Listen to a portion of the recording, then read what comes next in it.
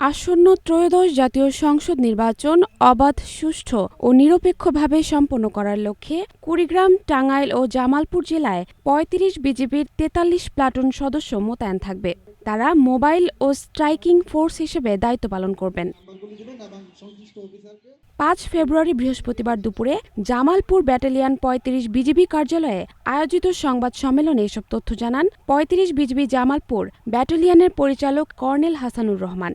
তিনি জানান, নির্বাচনকালীন নিরাপত্তা নিশ্চিত করতে ৩৫ বিজিবি সর্বমোট ৪৩ প্লাটুন সদস্য নিয়ে ২১টি বেস ক্যাম্পের মাধ্যমে দায়িত্ব পালন করবে। এর মধ্যে টাঙ্গাইল জেলার ১২টি উপজেলায় ৮টি সংসদীয় আসনে, ১২টি বেস ক্যাম্পে ১৯ প্লাটুন, জামালপুর জেলার ৭টি উপজেলায় ৫টি সংসদীয় আসনে, ৭টি বেস ক্যাম্পে ১৬ প্লাটুন এবং কুড়িগ্রাম জেলার ২টি উপজেলায় ১টি আসনে, ২টি বেস ক্যাম্পে ৮টি প্লাটুন দায়িত্ব পালন করবেন।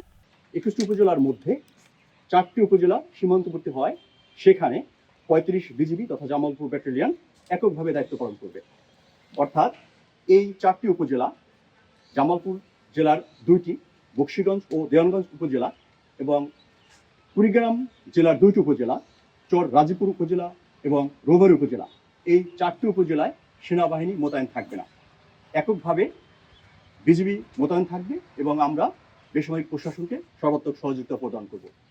বাকি 17টি উপজেলায় আমরা আর্মির পাশাপাশি নিয়োজিত থেকে বেসামরিক প্রশাসনকে একটি সুষ্ঠু সুন্দর নির্বাচন উপহার দেওয়ার জন্য কাজ করব।